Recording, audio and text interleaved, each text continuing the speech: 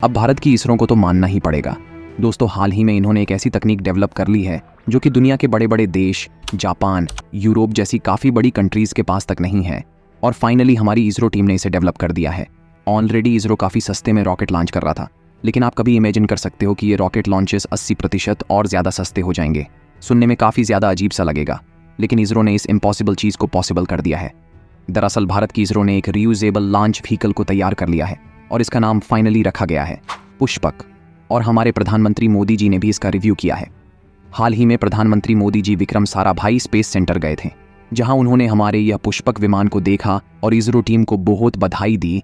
आखिर इसरो ने इस चीज़ को पॉसिबल कर दिखाया। और साथ में इसरो ने मोदी जी से प्रॉमिस किया है कि इस रियूजेबल लॉन्च व्हीकल से अब हम 80% तक लॉन्चिंग कॉस्ट को सस्ती कर पाएंगे। अब चाहे कौन सी भी स्टार्टअप कंपनी छोटी हो या बड़ी, जिसको भी अपना सैटेलाइट भेजना है, उनके लिए भी इतना ज़्यादा अफोर्डेबल कर पाएंगे कि ये स्टार्टअप कल को यूनिक्स बन जाएंगे। जहां 10 करोड़ देना पड़ता था, अब सिर्फ 2 करोड़ ही देना पड़ेगा। मैसिव सेविंग्स यहाँ पर रिपोर्ट की जाएंगी।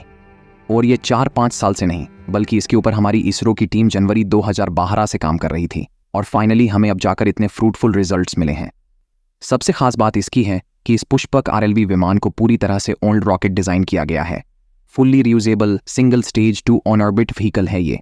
इसके पहले ऑलरेडी इसका successful autonomous landing mission conduct किया था पिछले साल 2 अप्रैल को, जब इसने एक काफ़ी ज़्यादा सिग्निफिकेंट माइलस्टोन अचीव किया।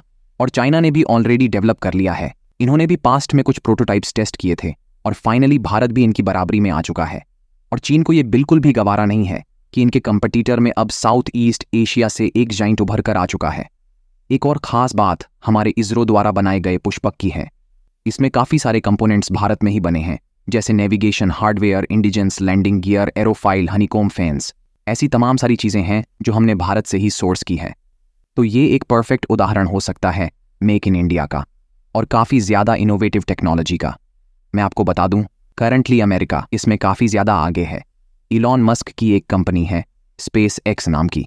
यही पूरे दुनिया में पहली इकलौती ऐसी कंपनी है जो कि अभी तक फुल्ली रियूजेबल ऑपरेशनल व्हीकल बना चुके हैं, जो कि अंतरिक्ष में जाकर सैटेलाइट डालकर फिर से धरती पर आ सकता है।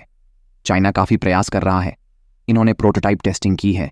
न्यूजीलैंड भी काम कर रहा है और अब भारत ने भी सक्सेसफुल प्रोटोटाइप की टेस्टिंग कर ली है।